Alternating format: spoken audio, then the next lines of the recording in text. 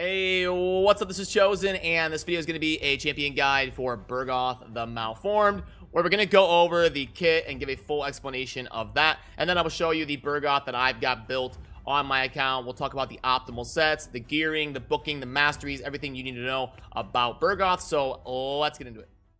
Alrighty, so Bergoth is in the Knight Revenant part of the index on the right side, the Spirit Affinity HP scaling champion, Bergoth the Malformed. Now, Bergoth was a fragment summon event in November of 2020. So, as always, my champion guides down below in a pinned comment, nice and easy to find. I do have an infographic put together where I show all of the general information about the champion, and you can see the masteries that I'm using on the champion that you see in the video. I do have a disclaimer up top. This is kind of a general utility non-clan boss setup here for Bergoth, so I will have that down below if you want to pull it up. It just kind of puts all the information in one nice little space for the champion. So let's go ahead and put it away and dive into the kit here. First of all, the aesthetics look cool. He's kind of unfortunately, he's a reskin, which if I go back here and pull up, I believe he is a reskin of this guy right here, Coffin Smasher. So just a little bit different take on Coffin Smasher, so definitely a reskin. You can see here these similarities. So looks cool, but is a reskin, which is a bit unfortunate. You do like to see more unique concepts coming in. But okay, the base stats, the HP's pretty decent for an epic champion, almost 22,000. That's not bad for an epic. The attack is completely irrelevant because he has nothing that scales with attack, and attack doesn't give you any sort of bonus to toughness. The base defense is also pretty good at 1134. Base speed's about average for an epic, 95, may even be a little bit on the slow end. Crit rate, crit damage, all that is par for the course. Zero accuracy is a little bit unfortunate because he does need accuracy as part of his build, so it's going to be a little bit tougher than normal. It's unfortunate he doesn't get a 10 or a 20 on the base accuracy, but to make up for it, the base resistance is pretty sturdy there at 45. So okay, on the kit here, we've got an A1 that attacks one enemy with a 50% chance of placing a 15% continuous heal buff on the champion for one turn if this attack is critical. So again, it scales with HP. All of his abilities are going to scale with HP, so worth getting a little bit of crit on him if you don't have good support around him to help him kind of sustain himself here with the A1. The A2 is going to be the calling card of his kit and his value. It's going to be an AoE provoke for 2 turns. That's actually pretty solid for an epic champion. The unfortunate thing, it's not super reliable. It's a 30% chance that you can book up to 30% more, which is going to be a total of 60 if you're willing to invest the 5 skill upgrades on this. And then that cooldown is pretty important to get. So if you're going to book him, you definitely want to book him at least to the point where you're getting the full buff debuff chance and the cooldown on that skill, because this is definitely the best part of his utility as a champion. And then he comes with a passive here. Whenever this champion is attacked, heals all allies except this champion by 20% of the damage received. I wish that was heal all allies by 20% of damage received. It's not like it would be broken or something if he had a little bit of self-sustain, but I guess the reason they're designing it that way is because it's built to incentivize you to get value out of the A1, because the A1 is going to be his source of sustain, and then the passive is going to help a little bit in terms of healing your allies, and depending on how hard you're getting hit, it's going to heal more. So actually, if you want good value out of the heals, you don't want a ton of defense on this guy, which is at least kind of cool in how it synergizes with his kit, because he does scale with HP. So his defense is typically not going to be something you're focusing on, which means he's going to get hit decently hard, which you get kind of a little bonus from that in terms of healing your allies a little bit more. But now let's go ahead and head on over to the Bergoth that I've got built on my account. We'll talk about the gearing, the stats that I've got on mine, and the booking process and the masteries. Okay, so here is the Bergoth that I've got built on my account. First of all, I will show you the total stats in case you are curious about seeing the one that I've got here. At the 76k HP, attack irrelevant, 2500 something defense, 193 speeds, a little bit on the slow end in terms of an endgame viable Bergoth, but I'll show you why here in a second. Remember, you do want a little bit of crit rate just to get a little bit more value out of that A1. Crit damage, not a big deal. I don't think he's a great damage dealer, so don't really worry too much about that. And then you do need some accuracy at least to go ahead and land some of the value from the provokes, and then whatever resistance you can get on top of that is great. So I've got Bergoth in a reflex plus immortal build.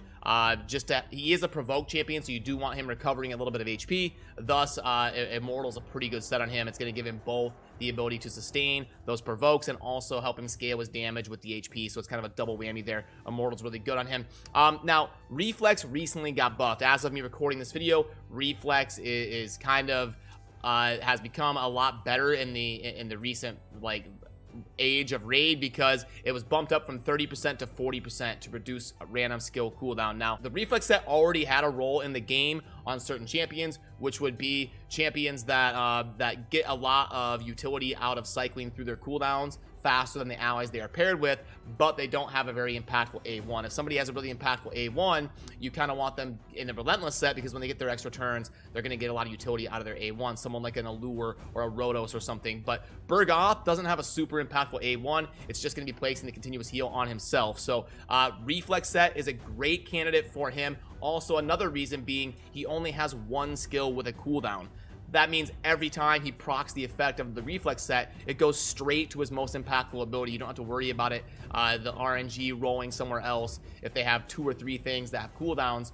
No, it's going directly to his one cooldown every single time, and it's going to cycle through, help you get those provokes up as often as possible. Anywhere, like if you're trying to progress in faction wars or trying to like 3-star content or progress in dungeons or something, that can be super impactful, especially if you're just if it's a run like faction wars where you're just trying to get things to line up to have good RNG, and you have a run where you get some of these reflex procs. That can be really good in terms of 3-starring content. So I think reflex can be pretty cool on him, and in their most recent iteration as of me making this video, I think the balancing of the reflex is the one they actually got right. I think it's actually a pretty cool set if used right and on the right champion. So that is why I've got him in reflex and immortal, and that also leads me into why I've got accuracy on the banner. Like I said, you do want to get some accuracy on him so that you can land those provokes. The amulet's almost always going to be HP, and then getting your best blend of accuracy and toughness besides that. Ring, almost always going to be HP, and then your best blend of toughness in these substats.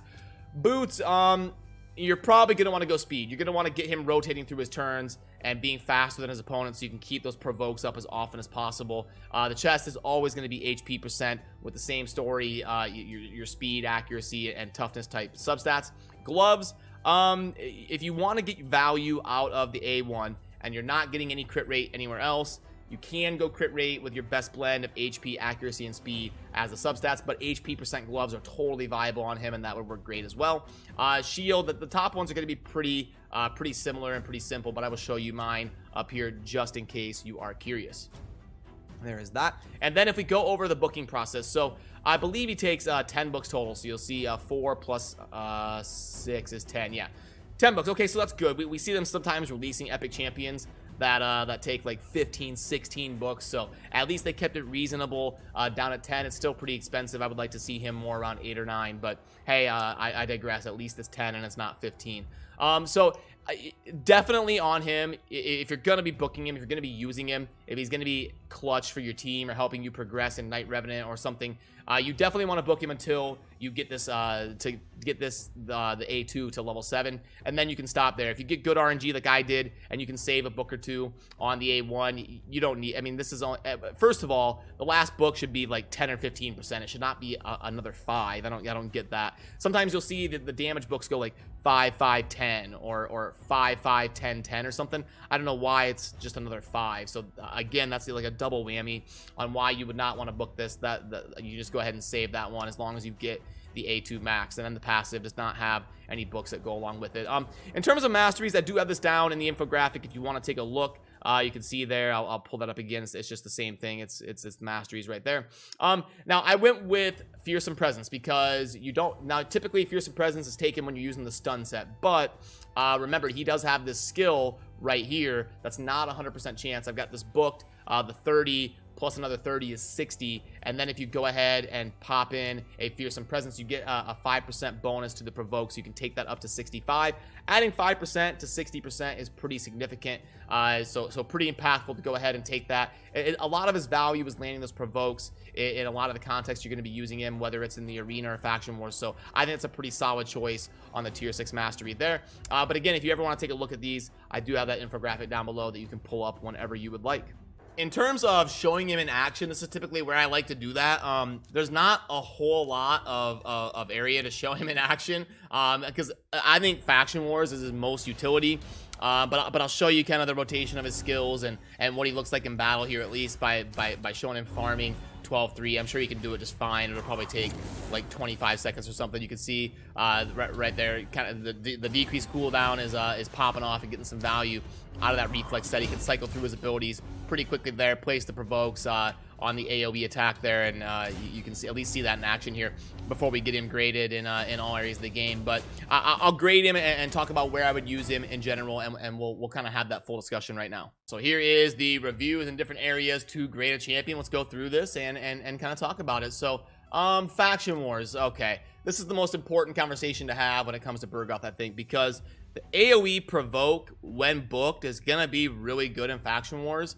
Especially in those later stages when you've like CC is so important, especially with Night Rev. They don't have a lot of options in terms of removing buffs, and you have to go against those Valkyries and stuff. The problem is in faction wars, the Night Revenant are going up against the purple boss, and the purple boss has that A2 there, where you can see it's gonna basically swap all the buffs and debuffs, and his A1 can sit here and place all these heals, and then the boss is just gonna start healing himself there. So if you are going to use Bergoth in faction wars, going with the provokes being super impactful. Sorry, my mind is kind of scrambling here because there's a lot of things I want to touch on.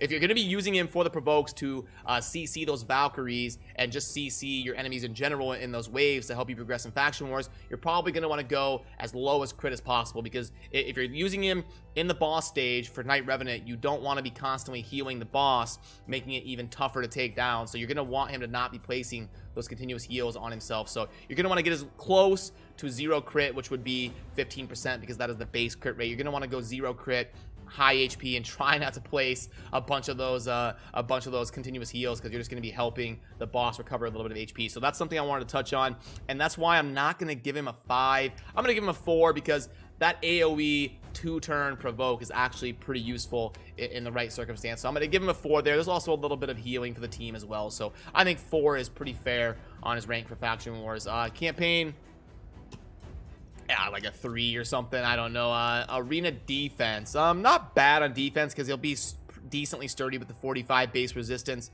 scaling with HP and almost 22,000 base HP, so it's not bad for an epic. I think 4 is fair. The AoE CC for 2 turns is all right.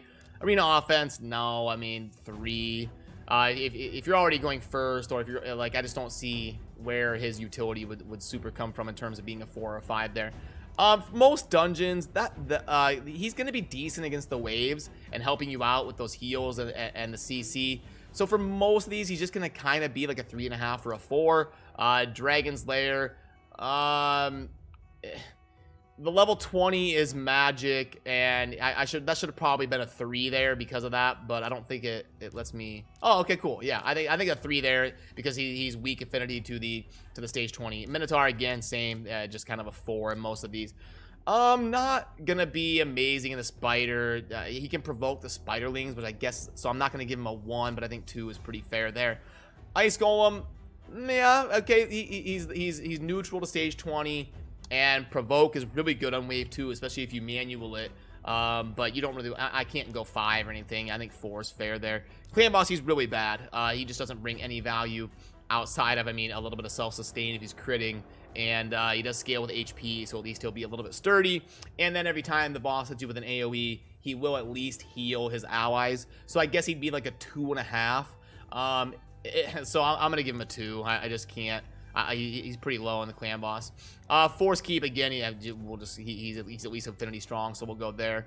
Void, same thing. It's just kind of a neutral dungeon where he can help you out a little bit in the waves.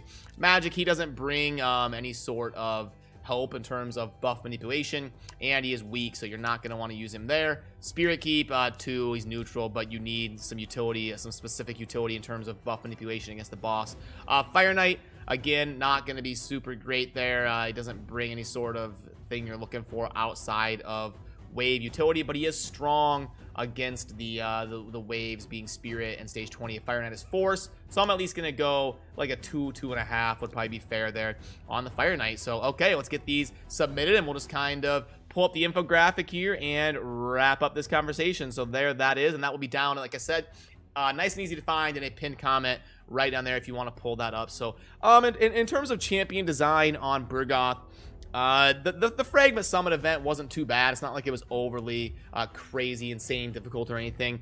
In terms of champion design, though, I'd probably give it like a B-. It's not like an F. I mean, like, he does at least have an interesting passive and some decent base stats, and an interesting A2 that can get utility in some scenarios and help you progress in faction wars. But I would have given him like a B or a B. I would have probably given him a B if the A1 didn't kind of screw you over against the faction wars boss.